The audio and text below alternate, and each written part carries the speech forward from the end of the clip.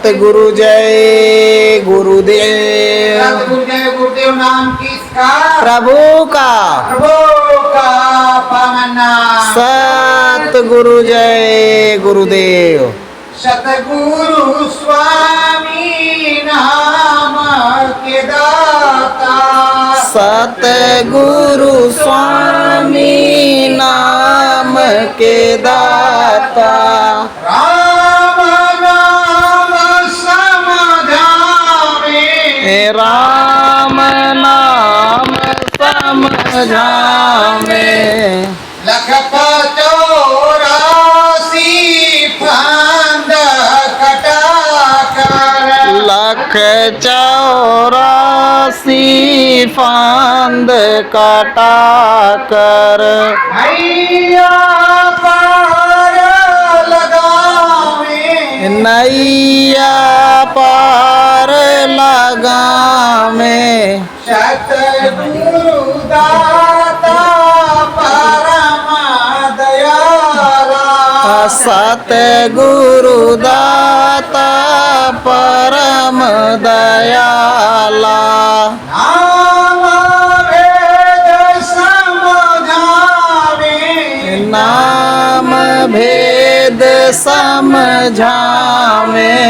हरि से मिलन होए जी तुम्हारा। हरि से मिलन होए जी तुम्हारा। साचा भेद बतावे। साचा भेद बतावे। महिमा गावे राम नाम की। महिमा गावे राम नाम की। हरि दर्शन करवावे। हरि दर्शन करवावे। सतगुरु दाता परम दयाला। सतगुरु दाता परम दयाला। नाम भेद समझावे। नाम भेद समझावे। घटपट खोले अंदर बोले। घट पट खोले अंदर बोले। ज्ञान गुरु का लावे। ज्ञान गुरु का लावे। सतगुरु दाता परम दयाला। सतगुरु दाता परम दयाला। धर्म कर्म संदेश सुनाकर। धर्म कर्म संदेश सुनाकर। संत सनातन गावे। संत सनातन गावे। सतगुरु दाता परम दयाला। सतगुरु दाता परम दयाला। नाम भेद समझावे। नाम भेद समझावे। रंग महल के कई दरवाजे। रंग महल के कई दरवाजे। सतगुरु खोली बतावे। सतगुरु खोले बतावे। नाम रसाई राम दुआई। नाम रसाई राम दुहाई। हरि कृपा घट में बनी हरि कृपा घट में बनी आई। सतगुरु खूब समझावे, सतगुरु खूब समझावे। नंद गोपाला सतगुरु प्यारे, नंद गोपाला सतगुरु प्यारे। राम नाम को गावे, राम नाम को गावे। जीव फंसा है यह कर मन में, जीव फंसा है यहाँ कर मन में। साचा भेद बतावे, साचा भेद बतावे। करो वंदना गुरु चरण की, करो वंदना गुरु चरणन की। घर अपने पहुँचावे, घर अपने पहुँचावे। सत्य गुरु जय गुरुदेव, सत्य गुरु जय गुरुदेव। बोलो सत्य गुरुदेव भगवान की जय। तो प्रेमियों, जो सद्गुरु होते हैं, जो तुम्हारे गुरु होते हैं, वो क्या समझाते हैं कि ये मनुष्य रूपी जो मानव कोल मंदिर है, जिसको प्रभु ने बनाया है, ईश्वर ने बनाया है, हमने आपने नहीं बनाया। उस प्रभु परमात्मा का बनाया हुआ ये असली मनुष्य रूपी मानव कोल मंदिर है। इस मंदिर में 10 दरवाजे हैं और राम जी इसी में मिलते हैं, श्याम जी भी इसी में ही मिलते हैं और गुरु जी भी इसी में मिलते हैं। सारी दैविक शक्तियां जिससे तुम मिलना चाहो, चाहे वो गणेश जी हो, महेश जी हो, दिनेश जी हो, कोई भी जी हो, वो मिलेंगे तुमको मनुष्य रूपी मानव कोल मंदिर में। और अगर आपको ये मालूम नहीं कि हमारा मनुष्य रूपी मानव कोल मंदिर किस तरह का, प्रभु ने हमारा मानव कोल मंदिर क्यों अपने जैसा बनाया, क्या है इसमें और किस तरह से ये उत्तम है और हर प्रकार से ये सर्वज्ञ है, ज्ञानवान है।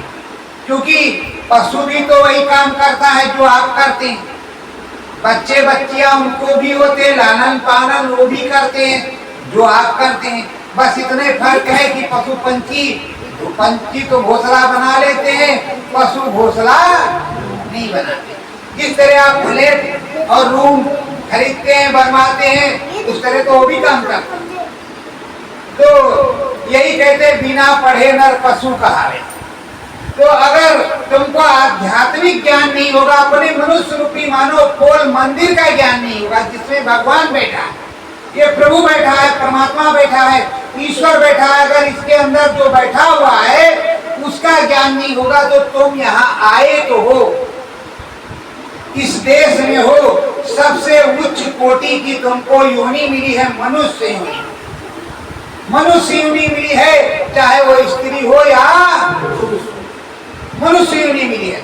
और इसको गोस्वामी जी ने लिखा, सभी ने लिखा कि ये साधन धाम मोक्ष का द्वारा और पाहिन जय परलोक।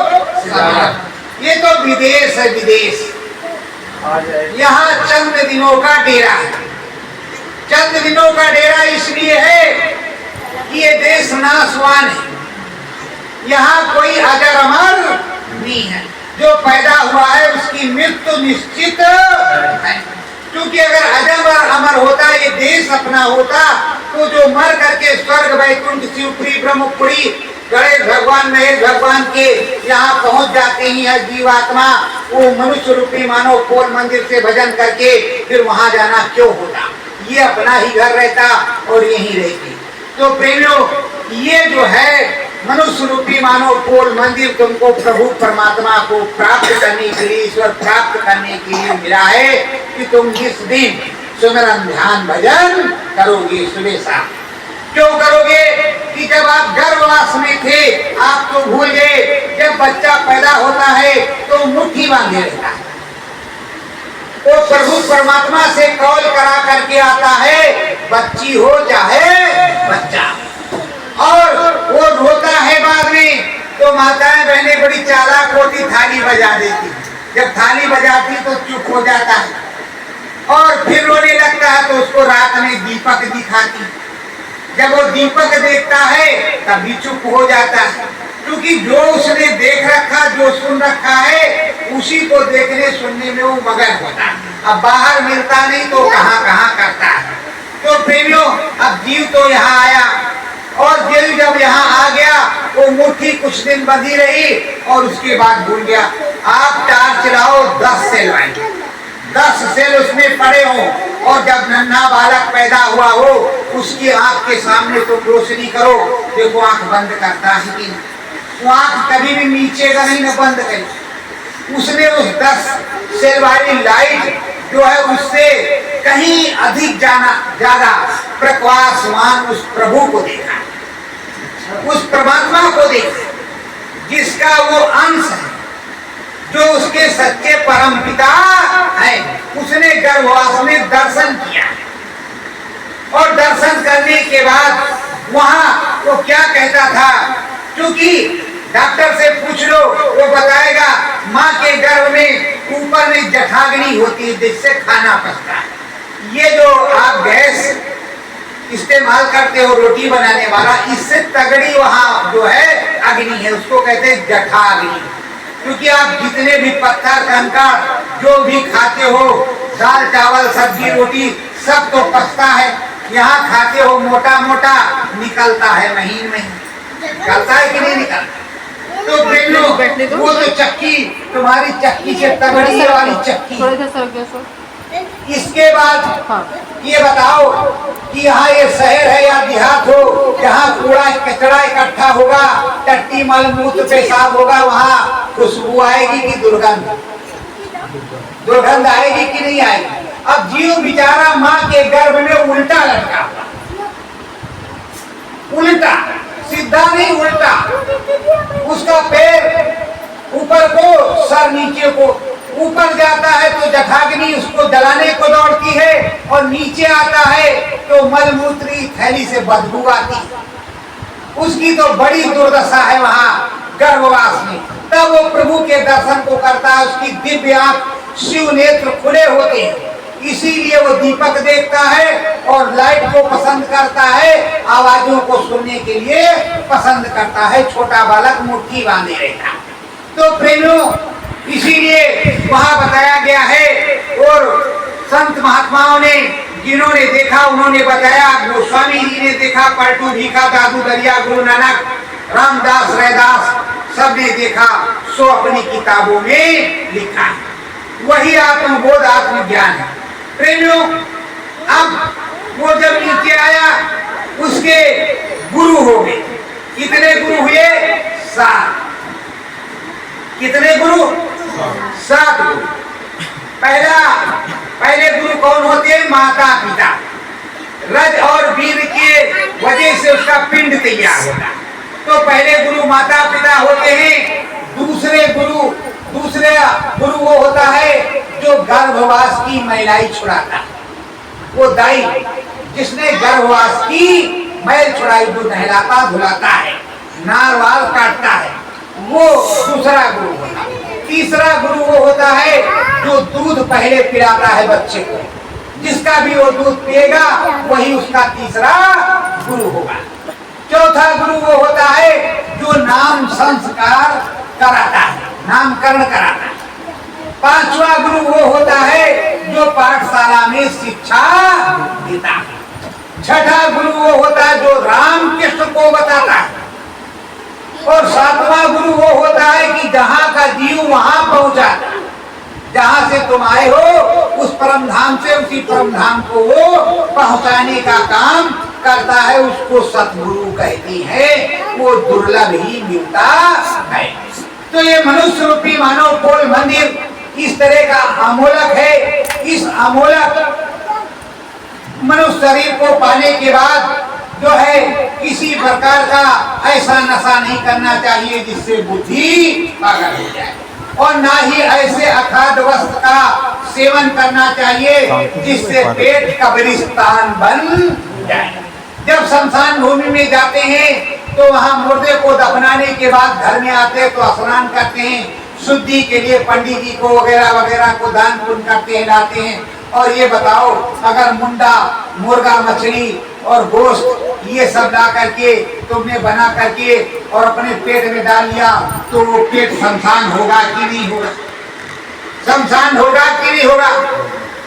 तो इसलिए राम प्रभु तुम्हारे शाकाहारी, कृष्ण भगवान शाकाहारी और गणेश भगवान शाकाहारी, माता रानी शाकाहारी, तुमको किसने बताया कि तुम जीव हत्या करो? तो प्रेमियों, ये मनुष्य रूपी मानव कुल का जो है सच्चा भेद है और सनातन धर्म का सच्चा रास्ता जो सनातन धर्म बताता है।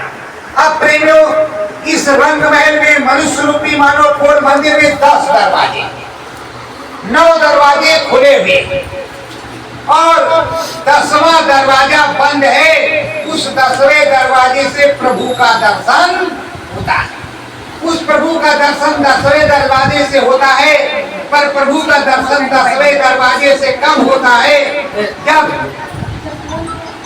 आपको सद्गुरु मिलेंगे। और वो 10वां दरवाजा इसलिए बताया जाता है कि ये 10वां दरवाजा क्या है? जब आप स्वप्न में कुछ चीजों को देखते हैं और अम्मा वो कुर्सी पे बैठ जाओ, हाँ छुई सकत हैं पैरवा। तो 10वां दरवाजा आपका वो है जब रात्रि में आप सो जाते हैं, सोने के बाद स्वप्न देखते हैं। स्वप्न देखने में आप देखते हैं कि हम गणेश भगवान का दर्शन करके आए हैं, वहाँ गर्भा देख करके आए हैं। वो 10वां दरवाजा है जिसको आपने स्वप्न में देखा है। उसी को दिव्य आंख कहते हैं, उसी को शिव नेत्र कहते हैं, उसी को ज्ञान चक्षु कहते हैं। तो प्रेमियों, और ये मनुष्य रूपी मानव कोल मंदिर सबसे अमूलक है। इसमें 10 दरवाजे हैं और 10 दरवाजों को मैं गिनाए देता, जिससे आपको शंका न रहे कि हमारे इस मनुष्य रूपी मानव कोल में 10 दरवाजे हैं भी कि नहीं। अरे कैसे कह रहे हैं कि 10 दरवाजे हैं? और संतों ने बताया कि इसमें 10 दरवाजे, 9 दरवाजे खुले हुए।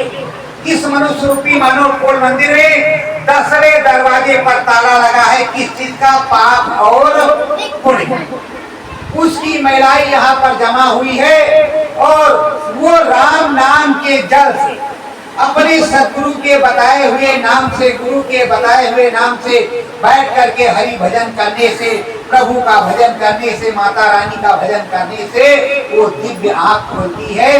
तब इंसान त्रिकालदर्शी या ब्रह्म ऋषि होता है और उसी के जरिए मुक्ति पद को प्राप्त करता है। तो प्रेमियों, इस मनुष्य रूपी मानव कोल में जो 10 दरवाजे हैं उनको आप गिनते जाना, मैं बता रहा हूँ। देखो, इस मनुष्य रूपी मानव कोल में पहला है मुंह जिससे खाते एक, और ये 2 नाकें बराबर ये चलती हैं बारी बारी से, एक साथ दोनों नहीं चलती, एक बंद रहती है एक ही चलती है। कभी भी आप ट्राई करके देखिए। और ये 2 छेद हैं और ये मुंह वाला, तो ये 3 हो गए, 2 आंखें 5 हो गई और 2 ये कान 7 हो गए। ये 7 दरवाजे तो यही है। 8वां दरवाजा भी यही है और एक दरवाजा मल का और एक दरवाजा मूत्र का। 9 दरवाजे हो गए इस मनुष्य रूपी मानव कोल मंदिर में जो खुले हुए।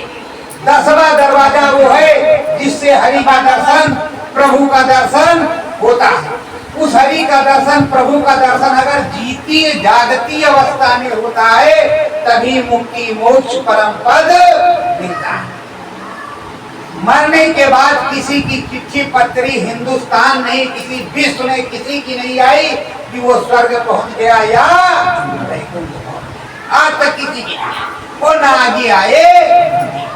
तो प्रेमियों, वो 10वां दरवाजा जब आप शयन में सोते हैं तो जो स्वप्न देखते हैं वही शिव नेत्र है। तो उसी को जागृत अवस्था में देखने के लिए नाम भजन करना होता है, इसीलिए गुरु करना होता है। आध्यात्मिक ज्ञान की जरूरत पड़ेगी, उसी के द्वारा यहाँ त्रिलोक को भी जानोगे और ब्रह्मलोक को भी जानोगे। अगर तुम्हें ब्रह्मलोक और त्रिलोक को दोनों को जानना है तो सिर्फ इस कलयुग में दिन भर आपको जाप करने की जरूरत। श्रद्धा भाव से सुबह आप ब्रह्म बेला में जब भी उठते हो तो ये समझो कि 12 घंटे की ड्यूटी करते हो तो 10 ही घंटे सोना है, खाना और सोने में 10 घंटे लगाना, 2 घंटे प्रभु के लिए रखना है। 1 घंटा सुबह जब भी आप उठ जाओ, अरे सोने के बाद बैठ करके चुपचाप एकाग्रचित्त होकर के स्वर पर, मुंह से कोई आवाज नहीं निकलेगी और उस सदगुरु के बताए हुए नाम को जपोगे अंदर अंदर। और यहाँ जहाँ भाई लोग तिलक लगाते हैं और माताएं महीने बिंदी, वहीं पर शिव नेत्र है, आंख बंद करके बैठोगे, यही दिखाई पड़ेगा, यही दिखाई पड़ेगा, यही हरि का दर्शन होगा।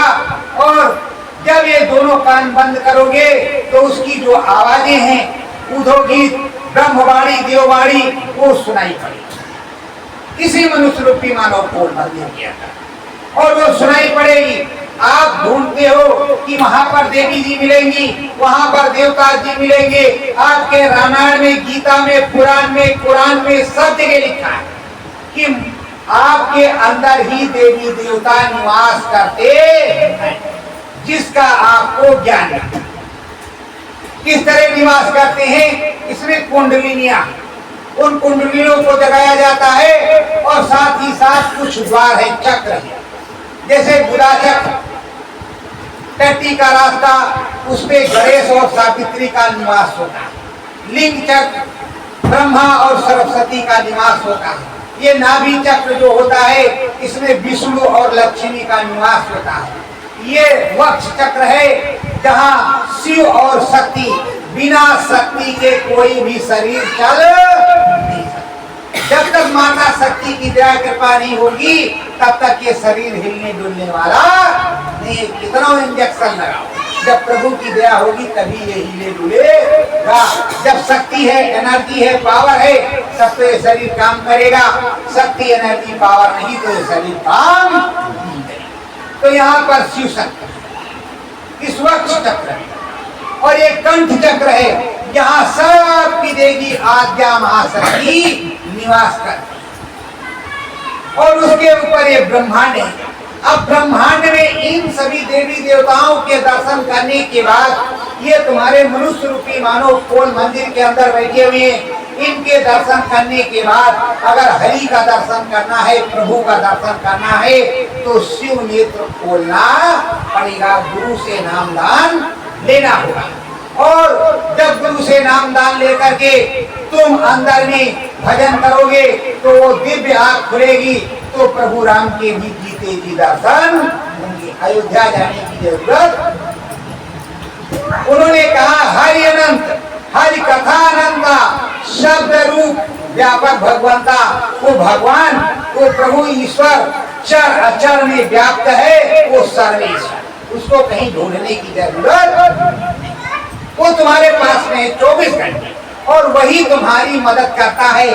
जब आप डॉक्टर के यहाँ जाते हो, डॉक्टर आता है और कहता है कि भाई आपकी बीमारी लाइलाज है, आपकी बीमारी लाइलाज है, इस बीमारी में अब हम कुछ नहीं कर सकते, अब तो प्रभु परमात्मा ही जाने और प्रभु परमात्मा ही दया करेगा और उसी की दया कृपा से आप ठीक हो सकते हैं, अब हमारी दवाई काम नहीं करेगी।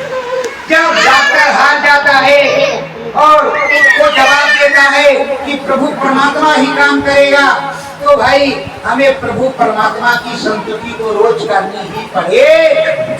डॉक्टर साहब ने हमारा मनुष्य रूपी मानव कोल मंदिर नहीं बनाया है। इस मनुष्य रूपी मानव कोल मंदिर को इस ईश्वर ने, प्रभु ने, उस मालिक ने बनाया है, किसी दूसरे ने नहीं बनाया। अगर यहाँ बना लेते तो अब तक बना बना करके बेचना शुरू करते।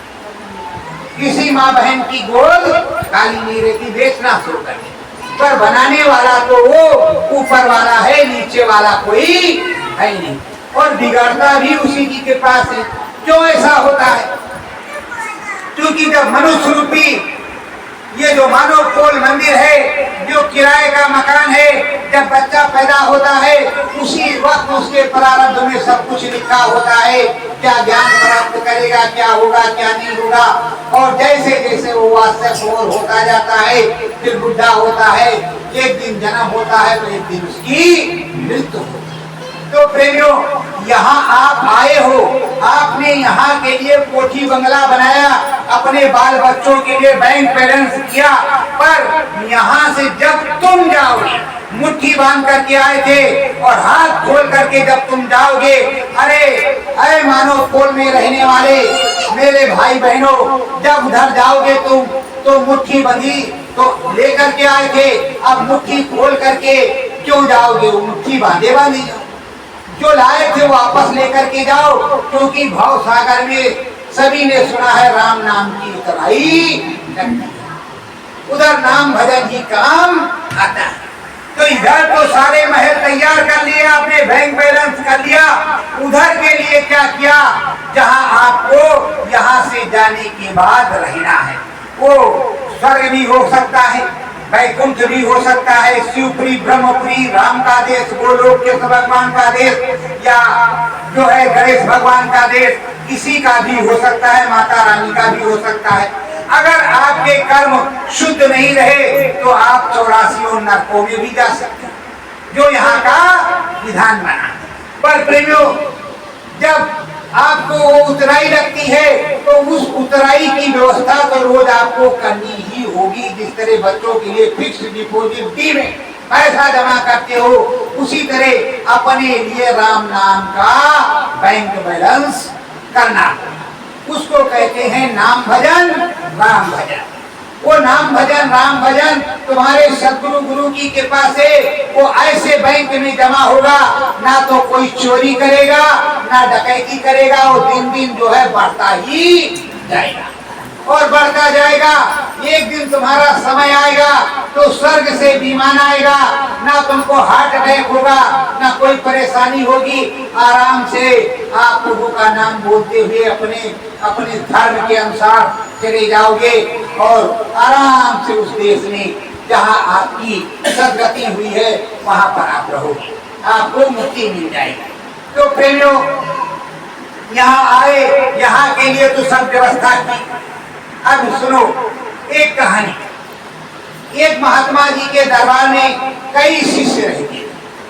वो शिष्य रहते थे तो वो शिष्य क्या करते थे, रोज भिक्षा मांग करके शाम को भोजन भंडारा बनता था, उसी का भरण पोषण होता था और उसी को पाने के बाद सब अपना भजन करते थे, प्रभु को, खुदा की और उस गाड की इबादत भी करते थे। उनका दिनचर्या यही था, उन्हीं का काम यही था।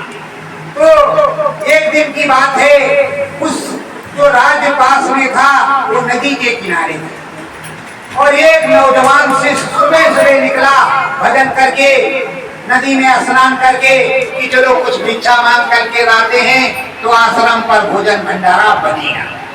वो सुबह गया तो उधर उस राज्य के राजा को नदी उस पार बियाबान जंगल में छोड़ दिया गया था। वहां का नियम था, राजा बुढ़ा हो जाता तो उसको नदी उस पार बियाबान जंगल में छोड़ दी। और जो सुबह सुबह नदी के किनारे नौजवान मिले उसे पकड़ करके ले जाते, उसको राजा बना देते, क्योंकि वहां राज्य जो है रानियों का था, संचालन रानियां करती।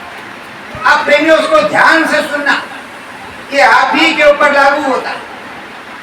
तो वो उस शिष्य को जब पकड़ा, गुरु के शिष्य को, तो उसने अंदर अंदर पूछा, जिस तरह प्रभु राम ने धनुष तोड़ते वक्त पूछा था कि हे सदगुरु, आपका क्या आदेश है, क्या आदेश है। अंदर में उन्होंने शीश झुकाया धन्य को और अपने गुरु को प्रणाम किया और मन ही मन पूछा कि हे प्रभु, आपका आदेश क्या है, क्या करना।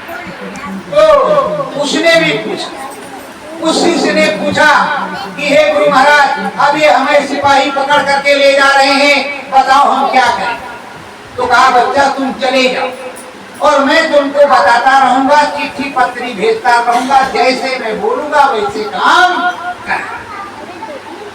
तो प्रेमियों, जब वो चला गया, वहां उसको राजा बना दिया गया। जब राजा बना दिया गया तो वो आराम से है, और दूत को आश्रम पर भेजा गुरु जी के पास, हाल कुशल क्षेम लिख करके कि ऐसा ऐसा यहाँ का हाल चाल है।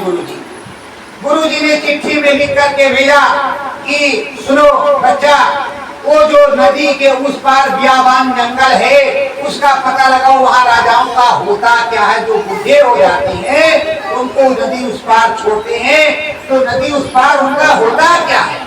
आखिर वो बूढ़े जाते कहाँ है बियाबान जंगल में। राजा ने पता लगवाया, उस शिष्य ने पता लगवाया, तो उस पार पता चला बड़े बड़े हिंसक जानवर रहते हैं, और जैसे राजा को छोड़ा जाता है मार के खा जाते हैं। उसका राम नाम काम पता। उसने लिख करके भेजा कि प्रभु ऐसी ऐसी बात है। तो कहा बच्चा एक काम करो, अपने मंत्री से कहो जंगल कटवा दे, वहां एक नगर बसा दे, उस जगह एक नगर बसा दे, खेती बाती हो और अच्छी तरीके से वहां सुख संपन्न हर प्रकार की जो है धन धाम की सारी जो है मानव जीवन की जरूरत की पूर्ति हो जाए, पूरा नगर बस जाए, किसी प्रकार का जंगल वहां रही ही नहीं जाए। उसने कटवा दिया। अब उसने कटवा दिया, जब उसकी बुढ़ापी आई तो जैसे नदी पार उतारा, उधर तो उसका रंग महल बना ही खड़ा था। अरे प्रेमियों, ये जंगल है, जंगल जहाँ आकर के आप लोग फंसे हो, यहाँ बच्ची बच्चा किसी का काम आता नहीं, अंतिम में तुम्हें अकेले ही जाना है। तो ये बताओ, इस जंगल से निकल करके उस राजमहल में, अगर इधर बना राजमहल तो उधर के लिए क्या इंतजाम तुमने किया? कौन सा राजमहल बनवाया जहां आपको रहना है? तो आपको इस जीवन के बारे में आपने सोचा है, पर उस जीवन के बारे में भी सोचना पड़ेगा कि हमें स्वर्ग में रहना है, वैकुंठ में रहना है, शिवपुरी ब्रह्मपुरी में रहना है, कि नरक और 84 में जाना है, क्या करना है, ये तो आपको ही करना है। देखो, हनुमान जी किसी प्रकार की माला लेकर के नहीं घूमते, वो श्रद्धा भाव से बैठ करके एक जगह मन बुद्धि चित्त को रोक करके चुपचाप राम का भजन करते थे। क्या करते थे? रामायण में लिखा है, सुमिर पवन सुत पावन नामू, अपनी बस कर राखो राम। जो पावन नाम है, पवित्र नाम है, उस प्रभु के पावन नाम का वो जाप करते थे बैठ करके स्वर पर, मुंह से नहीं। ये जो मुंह से गाया बजाया जाता है ये भजन नहीं होता। प्रभु को जब भी आप दंडवत करेंगे, प्रणाम करेंगे, जब आप हाथ जोड़ करके झुकेंगे तो बरबा साहब की आंखें बंद हो जाएंगी। जब तक आंखें बंद नहीं होगी तब तक आपकी पूजा स्वीकार नहीं होगी। आपका मन मानेगा ही नहीं कि हमने प्रभु जी को कुछ चढ़ाया। और जब आप हाथ जोड़ेंगे तो आंख बंद करेंगे तो मन और बुद्धि चित्त प्रभु में लग जाएगा, तो आपको मालूम होगा कि आप हमने कुछ चढ़ाया प्रभु जी को, जो प्राप्त हो गया। तो इसका मतलब है ये स्वभाव है हमारा, वो ऊपर से हमको मिला हुआ है। ये दैविक एक शक्ति है जो हमारी आंखें बंद होती हैं। इसका मतलब ये है कि अंदर में कुछ और है जो मन मंदिर में आंख बंद करके वो प्राप्त होता है। देखो प्रेमियों, आप लोगों ने टीवी रामायण सीरियल कृष्णा सब कुछ देखा होगा। जितने उसमें ऋषि हैं आंख बंद करके या प्रभु ही है तो आंख बंद करके ही कुछ भूत भविष्य की बात को देखते हैं। तो जब वो देखते हैं प्रभु जी, ऋषि जी, तो वही तो आप भी हैं। बस फर्क इतना है, वो जंगल में है, आप गृहस्थ आश्रम में। आपने तो और अच्छा काम किया, वही बुरा काम नहीं किया, आपने और अच्छा किया, क्योंकि आपने समाज की सेवा, देश की सेवा, बाल बच्चों की सेवा, माता पिता की सेवा, हर प्रकार की सेवा आपने की है। उसके साथ आप भजन करेंगे, उसके साथ आप भजन करेंगे तो आपका जीवन तो अमोलक है और आपकी आप परिश्रम सबसे ज्यादा बढ़िया, उस परिश्रम से सबसे ज्यादा बढ़िया है, क्योंकि आपने साफ हार किया, पूरी सब कुछ किया और जंगल में रहने वाले ऋषि ने केवल दान जो मिला है उसको खाया, उस महात्मा ने उस चीज को खाया है। तो सबसे पहले जो आपने दिया है उसको भरना उसको पड़ेगा उस भजन से, और उसको भरने के बाद जो बचेगा तो उसको मिलेगा। और आपने सारा काम किया, पृथ्वी का ऋण चुकाया, देश की सेवा की, नौकरी चाकरी बाल बच्चों की सेवा की, हर प्रकार की सेवा आपने की है। उसके साथ आपने बैठ करके अपने मनुष्य रूपी मानव कोल मंदिर में अपने घर में भजन किया, सच्चे प्रभु का, सच्चे परमात्मा का धोखे में। तो ये जो सच्चा भजन है, अरे प्रभु राम गृहस्थ थे, उनकी भी गृहस्थी, कृष्ण भगवान की भी गृहस्थी, कबीर साहब की भी गृहस्थी, रामदास की भी गृहस्थी, और जितने संत महात्मा आए लगभग सबकी गृहस्थी ही रही, कोई वैष्णव धर्म में। तो प्रेमियों, जब प्रभु की गृहस्थी है, उनके बाल बच्चे हैं लवकुश या कृष्ण भगवान के, तो तुम्हारे तो कौन सा बुरा है। और उन लोगों ने, जैसे शंकर भगवान है, उनके भी बच्चे हैं गणेश जी, कार्तिकेय जी, और वो भी अखंड समाधि उस प्रभु की करते हैं जो सच्चा सबका प्रभु है। जब शंकर भगवान करते हैं तो बताओ हमें भी तो करना चाहिए, हमें तो उस प्रभु का भजन करना चाहिए। जब भगवान जी कर रहे हैं तो हमें भी करना है। और हमें यहाँ मिला है, गोस्वामी जी ने रामायण में लिखा है, कलयुग केवल नाम आधारा, सुमिर सुमिर नर उतरे पार। यहाँ और कोई चीज की जरूरत नहीं, आंख बंद करके नाम भजन करने की जरूरत है, ना धूप बत्ती लगाने की जरूरत है, ना अगरबत्ती लगाने। तुम सच्चाई से केवल बैठने की तुमको जरूरत है। तुम्हारे पास कुछ ना हो तो तुम श्रद्धा से हाथ जोड़ दो, भगवान प्रसन्न है। वो किसी प्रकार का घूस नहीं लेता, मतलब डोनेशन, चंदा नहीं लेता। वो तुम्हारे भाव का भूखा है, तुम्हारे मन मंदिर का भूखा है, तुम्हारे अंदर श्रद्धा की, सेवा की। किस प्रकार की श्रद्धा है, तुम क्या कर सकते, वो यही देखता है। वो रुपया पैसा धन दौलत या तुम्हारा जो है कोई प्रकार का सामान नहीं देखता। जो सबको खिलाने वाला हो, जो सबका लालन पालन करने वाला हो, क्या उसको आप खिला सकते हो? क्या उसको आप खिला सकते हो? जो सूर्य भगवान है उनको दिया दिखाओ तो क्या उनकी लाइट गड़बड़ जाएगी क्या? तो प्रेमियों, ये हमारी श्रद्धा, उस श्रद्धा की अलग बात है। श्रद्धा पे किसी को ठोकर नहीं मानना चाहिए, पर प्रभु तो सर्वज्ञ है, उसे तो किसी प्रकार की कमी है ही नहीं।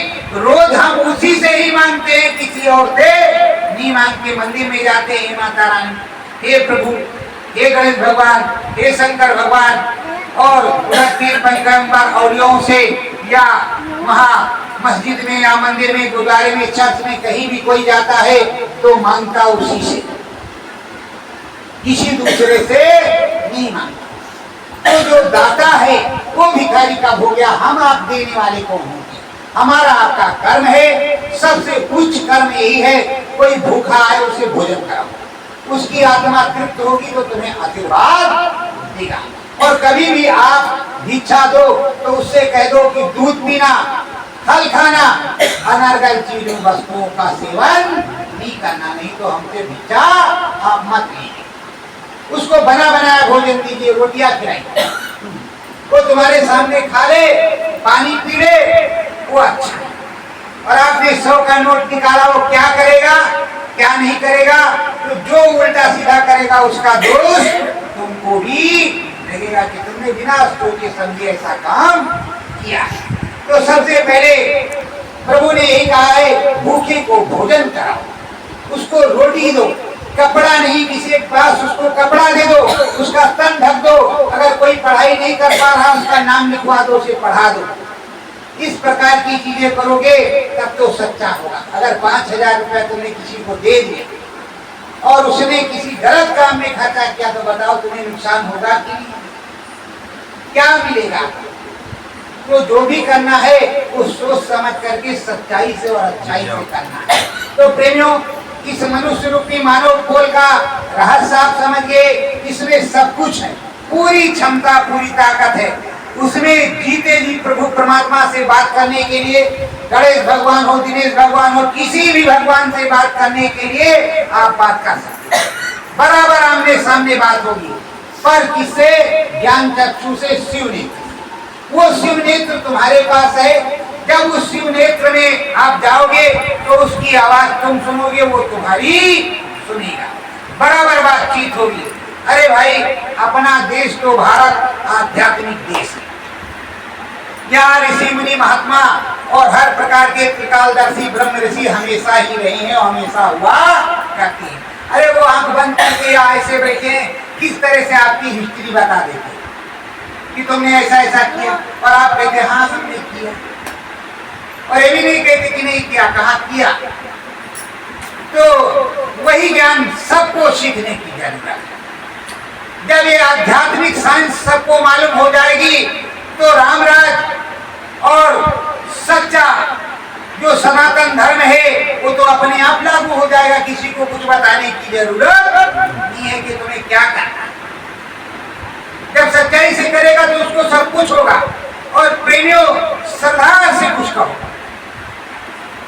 मन मंदिर दर्शन सतगुरु के, मन मंदिर दर्शन सतगुरु के, हरि दर्शन सतगुरु करवावे, हरि दर्शन सतगुरु करवावे, राम नाम का भेद बतावे, राम नाम का भेद बतावे, मुक्ति है गुरु चरण में, मुक्ति है गुरु चरणन में, हरि दर्शन होवे मंदिर में, हरि दर्शन हो मैं मंदिर में, ये जीवन एक पानी का बूला, यह जीवन एक पानी का बूला, किस मद में तू है अब फूला, किस मद में तू अब फूला, ज्ञान ध्यान गुरु चरण में, ज्ञान ध्यान गुरु चरणन में, हरि दर्शन हो मन मंदिर में, हरि दर्शन हो मन मंदिर में, ज्ञान का दीपक आप जलाओ, ज्ञान का दीपक आप जलाओ, गगन बीच घट में चढ़ी जाओ, गगन बीच घट में चढ़ी जाओ, हरि जी के दर्शन अंदर पाओ, हरि जी के दर्शन अंदर पाओ, नाम भजन मन मंदिर नाम भजन मन मंदिर में, हरि दर्शन हो मन मंदिर हरि दर्शन हो मन मंदिर में। घट क्या है?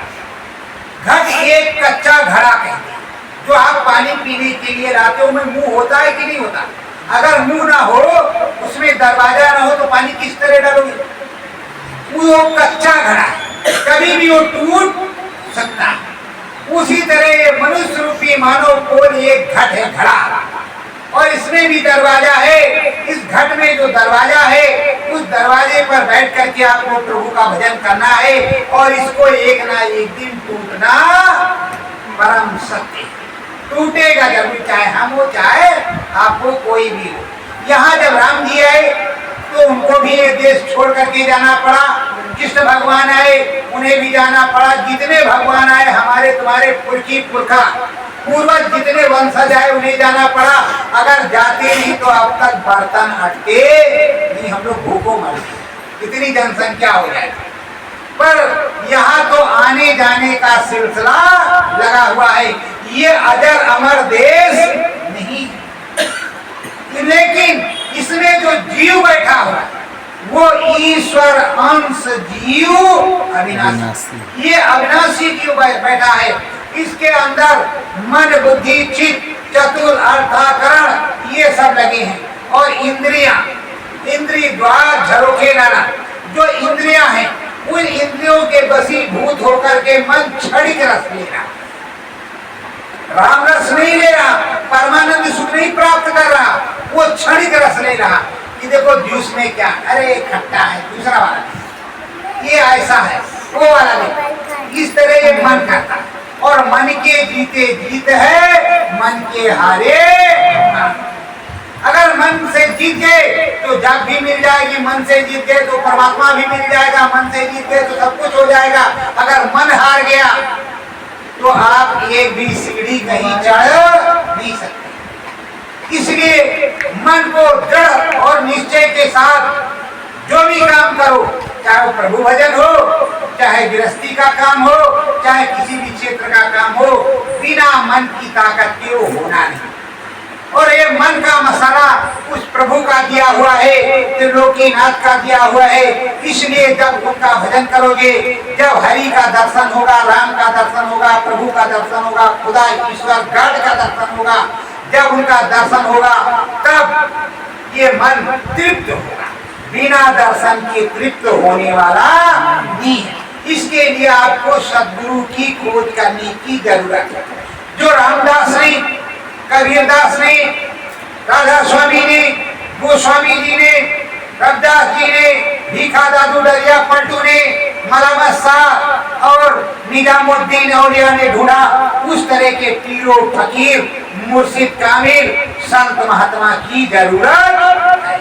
जो शब्द सुनावे उस प्रभु की आकाशवाणी देववाणी को तुमको सुनने को बताए, जो आप बैठ करके ही और ऊपर से उन आवाजों को सुनो, नकल करने की जरूरत नहीं। असल सुनो, असल जो भारतवर्ष में होता है, जो यहाँ की आध्यात्मिक पावर है, उस आध्यात्मिक पावर के जरिए तुम सच्ची चीज सुनो और उस सच्ची चीज को सुन करके मन में मस्त मगन रहो। अपनी गृहस्थी का भी काम करो और जब उसको सुन लोगे तो उसी में मगन रहोगे। तुम्हें कोई फिल्म मोबाइल देखने की जरूरत नहीं, वो 24 घंटे चलता है। जैसे आंख बंद किया, जरा से फुर्सत मिली, वो तो दिव्य दरबार तुम्हारे सामने है और तुरंत स्वर्ग में क्या होता है, अप्सराएं नाचती, अप्सराएं नाचती है। हर प्रकार की सुख सुविधा जो यहाँ इस त्रिलोक में नहीं है, उस स्वर्ग लोक में। इसीलिए लोग कहते हैं अगर स्वर्ग मिल जाए तो बहुत अच्छा, वैकुंठ मिल जाए तो उससे अच्छा, शिवपुरी मिल जाए और अच्छा, राम का देश मिले और अच्छा, वो लोग मिले तो और अच्छा। लेकिन अच्छा क्या है, मुक्ति पर, मोक्ष पर, परम पर, जहाँ से जीव को कभी ना आना पड़े और ना जाना पड़े।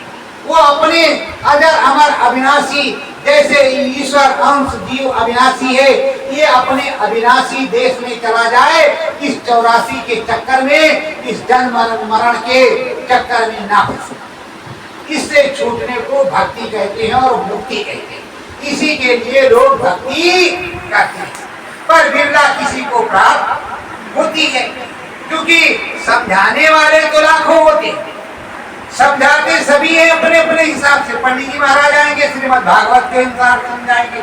कोई कथावाचक है, वो कथावाचक के हिसाब से, कोई सत्संग प्रवक्ता है, उसके हिसाब से समझाएगा, पर समझाएगा वो अपनी अपनी भाषा। और एक ये नेचुरल भाषा है जहाँ से हम आए हैं प्रभु राम की नगरी अयोध्या उत्तर प्रदेश। तो उस अवधपुरी का आदर्श ही कुछ दूसरा है। वो किस तरह के राम जी हैं, ना वो राजा हैं, ना ही प्रजा है, ना भगवान है और ना ही ईश्वर है। जैसे आप हैं वैसे वो भी। अगर ऐसे नहीं होते, किसी प्रकार का घमंड होता तो वो सेवरी के जूठे बेर नहीं खाते। वो सेवरी के जूठे बेर नहीं खाते। वो निषाद राज को किसी प्रकार का आश्वासन नहीं देते। वो संत महात्माओं के यहाँ नहीं जाते, क्योंकि वो चक्रवर्ती राजा के लड़के और खुद के लोकीनाथ थे, पूर्ण ब्रह्म ईश्वर। उन्हें किस बात की कमी है? पर देखो, जब वो यहाँ आए तो जब तक अवधपुर में रहे, मतलब अयोध्या में जब तक रहे वहां, तब तक तो उन्हें सुख है। और जैसे 14 वर्ष के लिए वो वनवास में आए तो पैदल चले, कांटों पे चले, कंकड़ में चले। आपको तो दाल चावल सब्जी रोटी हर सब चीज मिल रही, उन्हें तो फल फूल और कंदमूल खाने का आदेश था। उन्होंने भोजन कब किया? 14 साल। उन्हें किसने भोजन कराया? नगर में जाने का आदेश ही नहीं था। अब सोचो कि तुम्हारे प्रभु ने इतना बड़ा त्याग किया, तब जाकर के उधर विजय प्राप्त, बुराई पर अच्छाई की हुई। और इस देश में रहते हुए, इस नाशवान देश में उन्हें भी जाना ही पड़ा। तो प्रेमियों, हमें क्या, हम अजरामर हैं, जो आए हैं अजरामर हैं यहाँ। अगर दुख राम को है तो हमें भी होगा। कैसे सोचते हो कि हमें दुख नहीं होगा? ये हमारे प्रारब्ध कर्म है, संचित कर्म है। पूर्व जन्मों के कर्म के अनुसार हमें यहाँ जो कुछ मिलता है वो मिला हुआ है। और अगर आप सत्कर्म करेंगे, सद्धर्म करेंगे तो मुक्ति पद को पाएंगे, राम नाम को गाएंगे, हरि देश को पाएंगे, दोबारा यहाँ लौट करके।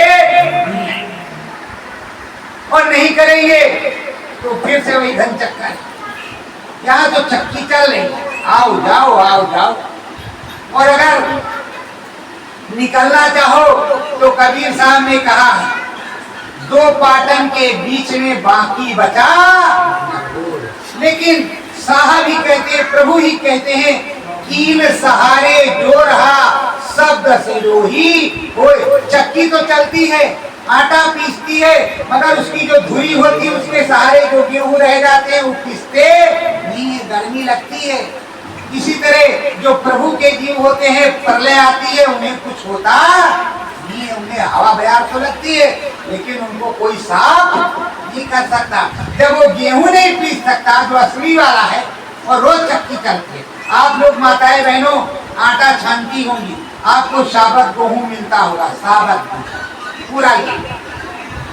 जब उस चलनी में निकलता आप भी सोचते होंगे, अरे पीसा तो ये कैसे बन गया, ये कैसे बन गया?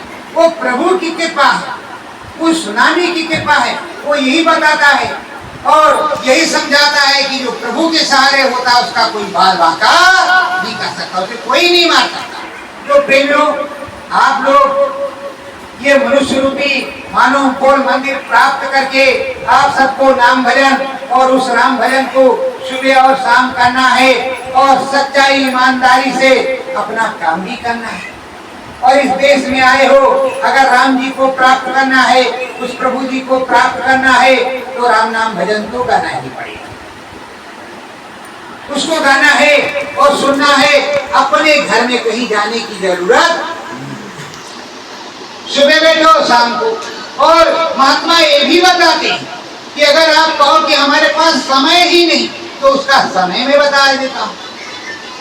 जब आप कहते हो कि हमें सोने के भी टाइम समय नहीं मिल रहा, अरे भाई, जब आप चारपाई पे सोने जाते हो, अपने बेड पलंग पे सोने जाते हो, उस समय तो आपको सोने। तो जब तक नींद नहीं आ रही तब तक आंख बंद करके सच्चे मन से उस प्रभु का भजन करो। और जब आप सो जाओगे तो नींद में आपका मन भजन करता रहेगा। कितने घंटे आप सोओगे? 3, 4, 6, उससे तो अधिक आप बैठ करके भजन कर ही नहीं सकते, और उससे अच्छा भजन हो भी नहीं सकता। जब सच्चे मन से आप उस प्रभु का नाम ले रहे हैं और सो रहे हैं, कोई बात नहीं, लेकिन भजन हो रहा क्योंकि आपका मन भजन में लगा। भजन करते करते आप सोए थे। और दूसरी एक व्यवस्था कि अगर उसमें भी आप नहीं करना चाहते कि नहीं नहीं वो तो हम सो गए, अब हमारा मन नहीं मानता और हमारे पास समय भी नहीं, तो संतों ने ये बताया है कि राम जी ने कहा है नहाने धोने की कोई जरूरत नहीं है, चमड़ा साफ करने के लिए नहाया धोया जाता है। इस शरीर को चमकाने के लिए कि कौन सी भात खुजली ना हो, इसलिए नहाया जाता है। और बाकी जो जीव आत्मा का स्नान, इस आत्मा से परमात्मा का स्नान नाम रूपी गंगा में होता है, उस नाम शब्द की गंगा में होता है। तो संतों का कहना है आपको नहीं टाइम मिलता तो जब आप लैट्रिन में जाओ, जितनी देर बैठे रहो उतनी देर तुम राम का भजन करो। भाई तब तो फुर्सत मिल गई है, अब डबल काम हो जाएगा, आप प्रैक्टिस भी कर लोगे और प्रभु का भजन भी कर लोगे। अब इससे और सस्ता इस कलयुग में क्या हो सकता है? और फिर भी समय ना मिले तो चुल्लू भर पानी में कहीं डूब के मर जाओ, दोबारा तुम्हें मनुष्य जीवन मिलने वाला। तो प्रेमियों, अगर ऐसी सुविधा होने पर भी अगर इंसान उस काम को ना करे तो उसको बचाने वाला कौन है? आप इस दुनिया में देखो, ये भारतवर्ष धर्मभूमि, यहाँ फिर भी आप सुरक्षित। अन्य देशों में देख लो इस समय टीवी रेडियो पर क्या बुरा हाल है, एक दूसरे को खुद के इंसानी जात है, हम ये नहीं कहते हो हिंदू है मुसलमान है कि कोई बात नहीं करते, न सिख है ईसाई है, हमारे कहने का मतलब सब तो इंसान ही है, उसी प्रभु परमात्मा के बनाए हुए, पर एक दूसरे को नोचने के लिए तैयार किस लिए? क्या मिलेगा तुमको किसी को मारकर? कौन सा राज्य मिलेगा? और कौन से तुम 30 मार का हो जाओगे? अगर लाखों जीवों की हत्या हो गई तो उसका पाप किसके ऊपर जाएगा? तुम क्या बच जाओगे? तुम अमर होकर के आए हो? ऐसा तो किसी ने सिखाया नहीं, और ये सनातन धर्म है। तो प्रेमियों, आप लोगों से हमारी हाथ जोड़ करके करबद्ध प्रार्थना विनती है कि आप सब लोग सुबह और शाम उस प्रभु का भजन, उस परमात्मा का भजन करो। देखो मैं अयोध्या से जरूर आया, पर आपने से कुछ मांगने नहीं आया, मांगने यही आया हूँ कि आप प्रभु का भजन करो। भजन करोगे उस प्रभु का, अगर उसका नाम याद करोगे तो हमें भी वो देगा, कि हमारा ये स्वार्थ बन जाएगा कि हमने आपको प्रेरित किया, हमने आपको प्रभु का भजन करने के लिए प्रेरित किया, तो उस प्रभु हम पर भी दया करेगा और आप पर भी दया करेगा।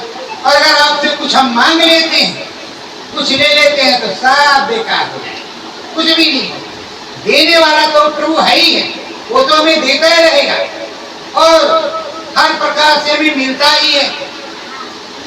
जहाँ जाते हैं भोजन मिलता है, रहने उठने बैठने को किराया देने को मिलता है, और भी क्या चाहिए? क्या कोठी बंगला बनवाना है? वो तो साथ जाएगा नहीं।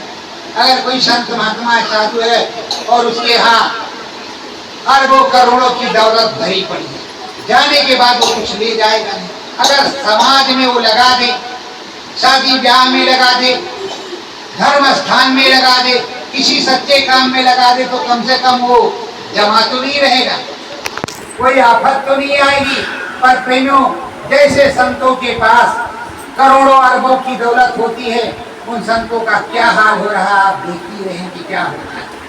अगले जो है बाबा जी बने बैठे, नीचे वाले जो उनके चेला जी सोच रहे थे तीन जल्दी गुरु जी जाए और तीन जल्दी हम महाराज जी बन जाए। तो प्रेमियों देखो, जब शुद्धता से कोई काम करोगे तो काम होगा, और शुद्धता से काम नहीं करोगे तो कोई भी काम नहीं होगा। और जब तक मन शुद्ध नहीं होगा तब तक तुम्हें कुछ मिलने वाला नहीं है। इसलिए तुम्हें प्रभु परमात्मा का भजन तो करना ही होगा। और श्रद्धा की बात देखो तो श्रद्धा हम आपको बताते हैं किस तरह की श्रद्धा होनी चाहिए। माता शबरी इस तमिलनाडु के जंगल में मतंग ऋषि के आश्रम में, वो जब बच्ची थी, उनकी शादी होने वाली थी, क्योंकि पहले अल्प आयु में ही शादी हो जाती थी छोटी जातियों में, तो वो तो भीलनी जात की थी। और उस समय जब उनकी शादी होने के लिए जो है तैयारी हुई, तो उनके पिताजी ने तमाम भेड़ बकरियां ला करके इकट्ठा कर दिया। तो कहा पापा क्या करोगे? तो कहा भाई इसका कलेवा खिलाएंगे। अरे कहा मेरे एक शादी के लिए इतने जीव की हत्या, हमको शादी नहीं करनी। वो भाग गई मतलब आश्रम, उनकी शिष्या थी। जब आश्रम में गई तो प्रभु ऐसी ऐसी बात, हमें शादी नहीं करना। तो कहा ठीक है बच्ची, एक काम करो, हम तुमको भगवान जी का मंत्र बता देते हैं, उसका भजन करो, आश्रम में रहना और यही तुम भोग लगाना और रोज रास्ता देखना राम जी का, और एक दिन राम जी यहाँ आएंगे। अब सिबरी माता वहीं रहती और श्रद्धावान रह करके रोज फूल बिछाती और रोज गाली खाती। जो छुआछूत का उस समय जमाना बहुत था, कोई लोटा छू लेता तो मारा जाता। अब भेदभाव खत्म हो गया कि आओ भाई आपस में बैठ के खा लेते हैं, नहीं तो पहले बंबई में ही लोटिया डोर बांध करके लोग आते थे, गिलास में पानी नहीं पीते थे। आपके पुरखों ने देखा होगा और भूतपूर्व के समाज को आप देखो तो पता चल जाएगा। तो वो जिस घाट पे माता सिबरी पानी भरती थी, उस पे सब लोग जो अपने आप को उच्च कोटि के समझते थे उस घाट पर ही नहीं जाते। ये छूत है, कलंक है। ये बताओ, आप भी मानो है, वो भी मानो है, तो कलंक कैसे हो गया? यहाँ तो वर्ण बांटे हैं जो संत महात्माओं ने, हमने आपने बनाया कि ब्राह्मण है, क्षत्रिय है, शूद्र है, वैश्य है, ये फलाना है, ढिमका है, ये वर्ण है, ये जात है, हिंदू है, मुसलमान है, ईसाई है, सिख है, ये तो हमने आपने बांटे। क्या प्रभु ने किसी को बांटा? प्रभु तो सबका एक है। जैसे ईसा मसीह के यहाँ जात कहते, सिखों के यहाँ वाहिगुरु कहते, और यहाँ मुसलमान धर्म में जिसको मुसलमान ईमान और रहमान कहते हैं, वहाँ खुदा, अल्लाह, सदीम, रब, हक, ये सब चीजें कहते हैं। और यहाँ राम से लगा करके नीचे से ऊपर तक के, तो भगवान से लगा करके सब कुछ इधर बताया जाता है। तो अब उसमें तुम विश्लेषण करते हो, बात किसको कहते किसको? आखिर वो 10-20 है कि एक ही का नाम रखा हुआ कि ये है, वो है, वो अपने अपने हिसाब से रखा है, अपने अपने समय के अनुसार अपने अपने हिसाब से रखा। उसी तरह ब्राह्मण, ठाकुर, क्षत्रिय, वैश्य, ये सब आपने वर्ण बनाए। अब माता सिबरी रोज फूलों को बिछाती और रोज राम जी का रास्ता देखती। 10,000 की आयु उस जमाने में होती थी, इस समय तो 100 से के बजाय 60, 50, 80 में 9 हो गया, 10,000 वर्ष की आयु। अब वो जब बचपने में आई थी, बुढ़ापा आ गया, तब राम जी आए, तो उन्होंने कितना संघर्ष किया तो राम जी का दर्शन किया। और आपको तो बहुत जल्दी मिलने वाला, आपको तो 10-15 दिन में अंदर में मिल जाएगा इस मनुष्य रूपी मानव कोल मंदिर में, जो सच्चा भजन करोगे। और उनको तो जवानी से बुढ़ापी आ गई, और पर उन्होंने अपना संकल्प नहीं छोड़ा, अपने गुरु के आदेश का पालन किया। और आप लोग सोचते होंगे हमारा भी गुरु नहीं, अरे माता पिता कौन है तुम्हारे? वो गुरु ही तो है। घर में जो तुम्हारे इष्ट देव आराध्य हैं, वही तो तुम्हारे भगवान। कोई 10-20 भगवान तो है ही नहीं, भगवान तो वही है, प्रभु तो वही है। हमारे ना भगवान बदले हैं, ना आपके बदले, ना किसी के बदले, तो है तो ही। सबसे पहले तो माता पिता है। माता पिता के आदर्शों को देखो, जो बता रहे हैं, नहीं समझ में आता तो जो पंडित जी महाराज ने बताया वही कर लो। अगर पंडित जी महाराज से भी कोई उच्च कोटि का मिल गया, त्रिकालदर्शी, उसकी बात मान लो। अगर उसमें भी नहीं आनंद आ रहा, ब्रह्म ऋषि के मानो। और अगर शब्द भेदी सदगुरु मिल रहा है, तब तो तुमको वही बताएगा जो सच्चे राम का अवलोकन कराएगा। अब प्रेमियों, हम आपको बताते हैं भजन करने की विधि, जो ध्यान। देखिए, इस तरह आंख बंद करके आप बैठेंगे और यहाँ जो बिंदी तिलक लगाया जाता है, इन आंखों को अडिग करना पड़ेगा। जैसे मूर्ति है, मूर्ति जो है उसकी आंखें अडिग, और किसी किसी मूर्ति में, अब तो सब में नहीं देते, किसी किसी मूर्ति में खड़ी आंख होती है ऊपर, उसको शिव नेत्र, तीसरी आंख कहते हैं। वही आंख आपके अंदर, पर आपको ये जो बाहर की को देखने के लिए आंख है, इस आंख को बंद करना। इन आंखों को बंद करके और ध्यान से अंदर में बैठा होगा, ध्यान की मुद्रा, पलथी मार करके या लेट करके, जैसे भी आप बैठे, और ध्यान की मुद्रा में बैठ करके उस प्रभु का अंदर अंदर मन में, मुंह में जबान नहीं हिलेगी, अंदर मन में आप उनका नाम पुकारेंगे। और जहाँ बिंदी लगाते हैं तिलक, वो लगा करके आप वहीं पर ध्यान लगा करके बैठेंगे। तब उस प्रभु जी का दर्शन कुछ दिन में होगा। अगर आप जानना चाहते हैं तो ये 3 उंगलियां, किसी भी हाथ की दाहिने या बाएं, इन दोनों से अपनी आंख को ऐसे पकड़ लेते हैं और उसके बाद में यहाँ जहाँ बिंदी लगाते हैं उस जगह उंगली रखते हैं। अंदर में सर्वव्यापी नाम है सद्गुरु जय। सद्गुरु सबका होता है और जय और देव आदर सूचक शब्द है। गुरु तो सबके है। गुरु माता पिता है, गुरु पंडित जी है, गुरु पाठशाला वाले हैं। किसका गुरु नहीं, सबका तो गुरु है। पर अब उस सर्वव्यापी सद्गुरु को याद करना हो।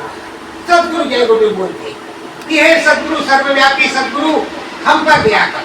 और सद्गुरु सर्वव्यापी जो होता है वही प्रभु श्री राम पुरुष होता है, जिसको हक कहते हैं, जिसको गाड कहते हैं, जिसको वाहिगुरु कहते हैं, वो सच्चा सर्वव्यापी सद्गुरु है।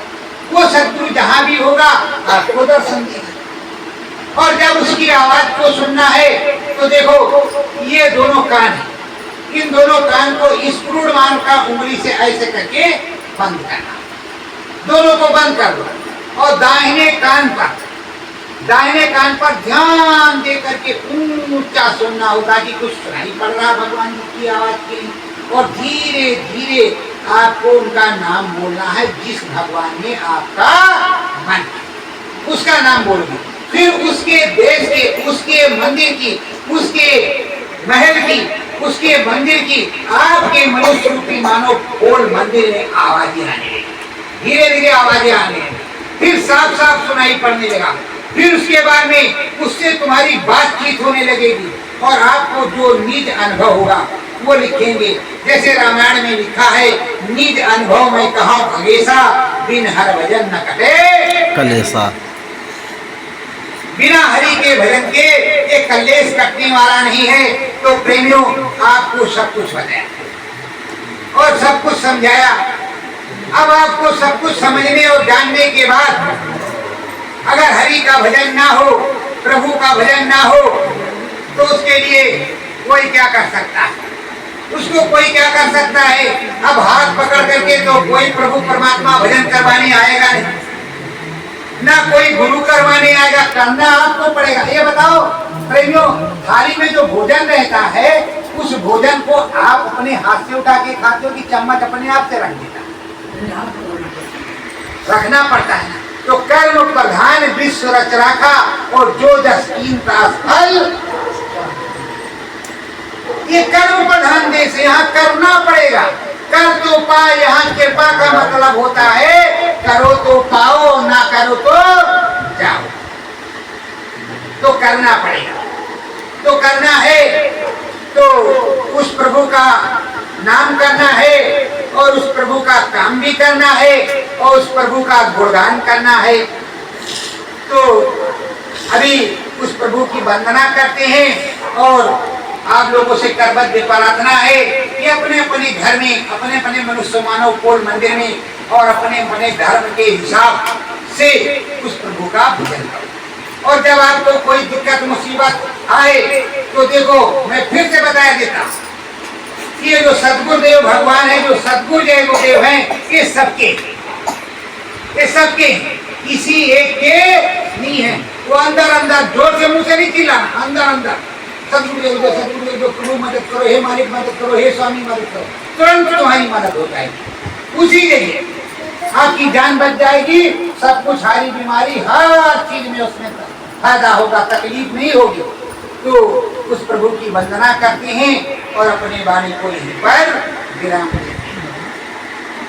मन मंदिर सतगुरु दीप जले, मन मंदिर सतगुरु दीप जले, राम नाम की ज्योति होवे, राम नाम की ज्योति होवे, नाम की ज्योति रोज जले, नाम की ज्योति रोज जले, मन मंदिर सतगुरु दीप जले, मन मंदिर सतगुरु दीप जले, राम नाम के दर्शन होवे, राम नाम के दर्शन होवे, अंतर घट में गीत चले, अंतर घट में गीत चले, मन मंदिर सतगुरु दीप जले, मन मंदिर सतगुरु दीप जले, ज्ञान का दीपक मेरा जलाओ, ज्ञान का दीपक मेरा जलाओ, हरि दर्शन सतगुरु करवाओ, ओ हरि दर्शन सतगुरु करवाओ, हे प्रीतम तेरी प्रीत लगे, हे प्रीतम तेरी प्रीत लगे, मन मंदिर सतगुरु दीप जले, मन मंदिर सतगुरु दीप जले, गगन शिखर में मैं चढ़ी जाऊं, गगन शिखर में मैं चढ़ जाऊं, हरि दर्शन को मैं भी पाऊं, हरि दर्शन को मैं भी पाऊं, हे स्वामी तेरी प्रीत लगे, हे स्वामी तेरी प्रीत लगे, मन मंदिर सतगुरु दीप जले, मन मंदिर सतगुरु दीप जले, चरण शरण तेरी रह जाऊं, चरण शरण तेरी रह जाऊं, नाम भजन को मैं भी गाऊं, नाम भजन को मैं भी गाऊं, हे स्वामी तेरा गीत चले, हे स्वामी तेरा गीत चले, मन मंदिर सतगुरु दीप जले, मन मंदिर सतगुरु दीप जले, नाम भजन मैं भी कर पाऊं, नाम भजन मैं भी कर पाऊं, मुक्ति मोक्ष परम पद पाऊं, मुक्ति मोक्ष परम पद पाऊं, तेरे चरणन में शीस झुके, तेरे चरणन में शीस झुके, मन मंदिर सतगुरु दीप जले, मन मंदिर सतगुरु दीप जले, सत्य गुरु जय गुरुदेव, सतगुरु जय गुरुदेव, बोलो सतगुरुदेव भगवान की जय, प्रभु राम की जय, अयोध्या धाम की जय। सत्य गुरु जय।